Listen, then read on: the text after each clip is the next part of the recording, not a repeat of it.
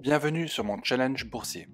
Le principe est de se constituer un portefeuille sur le long terme de 200 000 euros avec des valeurs sous-évaluées et si possible à rendement. Chaque mois, j'investis mon argent sur plusieurs actions selon une thématique précise et vous dévoile l'évolution de mon portefeuille sur Morning. Alors que je réalise cette vidéo, le portefeuille a bien performé ce mois de janvier avec une plus-value latente de plus 10%, soit 100 euros. À présent, la valeur totale du portefeuille est de 1104 euros. Le montant total des dividendes annuels est de 91,77 euros avec un rendement total des dividendes de 8,31%. A noter que je n'ai pas perçu de dividendes au courant du mois de janvier. Quelles sont les performances de mes 5 titres achetés à présent? Sur VIC4, j'ai une performance de plus 15%. Sur Coevio, plus 15%, ICAD, plus 12%, Ruby, plus 6% et Eutelsat, plus 1%. Cette honorable performance s'explique pour plusieurs raisons. En effet, le CAC 40 affiche une tendance favorable depuis 4 mois. Le 29 septembre 2022, l'indice est à son point le plus bas, à hauteur des 5700 points. Et depuis le début de l'année, la progression s'est accentuée pour atteindre le palier des 7000 points. La hausse des prix en France a reflué en décembre, à 5,9% sur un an. Et surtout, la fin de la politique zéro Covid en Chine est porteuse d'espoir pour les géants du luxe, très dépendants du marché chinois et qui constituent une part importante de l'indice parisien. L'Europe, via ses exportations, est plus sensible à la Chine et réagit donc davantage aux signaux convaincants de réouverture de l'économie malgré l'explosion des cas de contamination au Covid-19. Les craintes d'une récession économique et d'un resserrement monétaire prolongé des banques centrales après plusieurs déclarations jugées restrictives des banquiers centraux passent pour le moment au second plan. Suivant cette tendance, je ne recommande pas pour le moment l'achat de titres sur le CAC 40 car j'estime le marché surévalué et préfère m'orienter vers des actions américaines de qualité bien plus porteuses avec des titres sous-évalués et correspondant à ma stratégie d'investissement. En effet, l'indice Nasdaq a largement sous-performé en 2022. L'indice, qui comprend de nombreuses valeurs technologiques, a chuté de 33,57% en raison de la forte hausse des taux longs. Bien plus que le CAC 40 et le SP500, comme nous le démontre ce graphique. Cela s'explique car les entreprises de ce secteur présentent un profil de bénéfices futurs qui sont éloignés dans le temps. L'augmentation des taux d'intérêt entraîne mécaniquement une diminution de la valeur présente de ces bénéfices futurs. De prestigieux noms du secteur technologique ont perdu plus de la moitié de leur valeur depuis le 1er janvier 2022, dont Meta, maison mère de Facebook et de Tesla. C'est pourquoi je vais saisir cette belle opportunité pour sélectionner 3 actions correspondant aux critères suivants. Des actions du Nasdaq, sous-évaluées, une capitalisation boursière de plus de 100 milliards de dollars, un potentiel annuel moyen du cours de 5 ans de 16% par an. Je précise que le SP500 a un pourcentage de 9,5% en moyenne par an. Et je souligne cette fois-ci que le rendement du dividende n'est pas un critère de choix. La première action que j'ai sélectionnée, c'est celle d'Alphabet. Alphabet est une entreprise américaine basée en Californie, créée en 2015 comme un conglomérat de sociétés précédemment détenues par la société Google. Selon les fondateurs de Google, le but de cette structure est de décharger la société historique des activités ne représentant pas son cœur de métier, à savoir les services Internet tels que l'indexation de pages, YouTube ou Gmail qui tirent des revenus de la publicité en ligne. Selon l'entreprise, les comptes de Google en ressortent clarifiés et les risques sont désormais répartis entre les filiales. L'atténuation d'abus de position dominante a entre autres été évoquée. Alphabet est actuellement dirigé par Sundar Pichai, PDG. Pour l'anecdote, le nom de la société Alphabet a été choisi car elle représente le langage, l'innovation la plus importante de l'humanité qui est au cœur de l'outil de recherche de Google, selon ses fondateurs.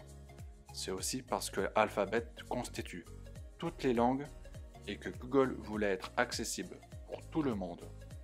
Larry Page évoque également que le nom de la société représente un jeu de mots avec alpha et bet qui signifie pari en anglais. Le titre ne propose pas de dividende. Cependant, son score de croissance est de 16 sur 20. Son ratio cours sur bénéfice est de 18,83.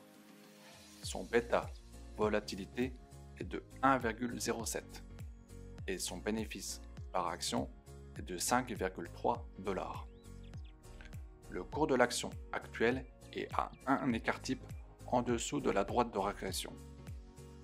La valeur de l'action théorique est de 116,11 $.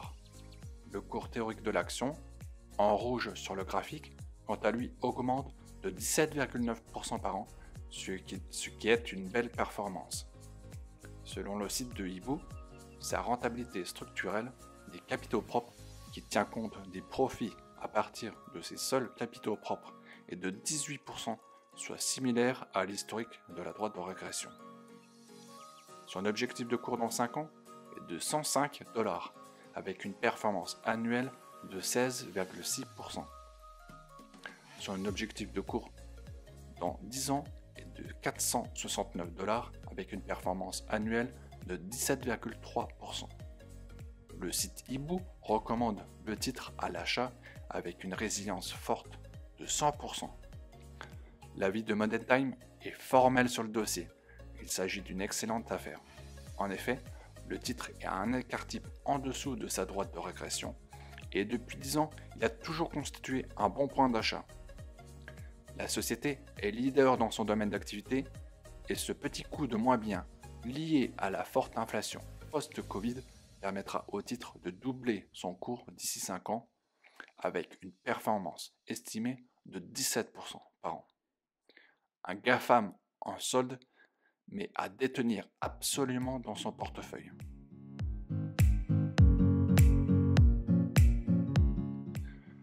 La deuxième action que j'ai choisie, c'est celle d'Amazon. Amazon est une entreprise de commerce en ligne américaine basée à Seattle. Elle est l'un des géants du web, regroupé sous l'acronyme GAFAM 10, aux côtés de Google, Apple, Meta, anciennement Facebook, et Microsoft.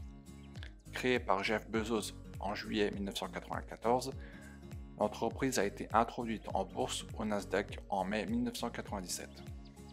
L'activité initiale de la société Amazon concernait la vente à distance de livres avant que la société ne se diversifie dans la vente de produits culturels puis marchands. Aujourd'hui, certains produits alimentaires peuvent être aussi commandés via Amazon. La filiale Amazon française est ouverte depuis 2000. En 2016, Amazon devient le premier distributeur non alimentaire en France quant au chiffre d'affaires. En 2020, la société emploie 1 million de personnes dans le monde et a établi, outre le site originel américain ouvert en 1995, des sites spécifiques dans de nombreux pays.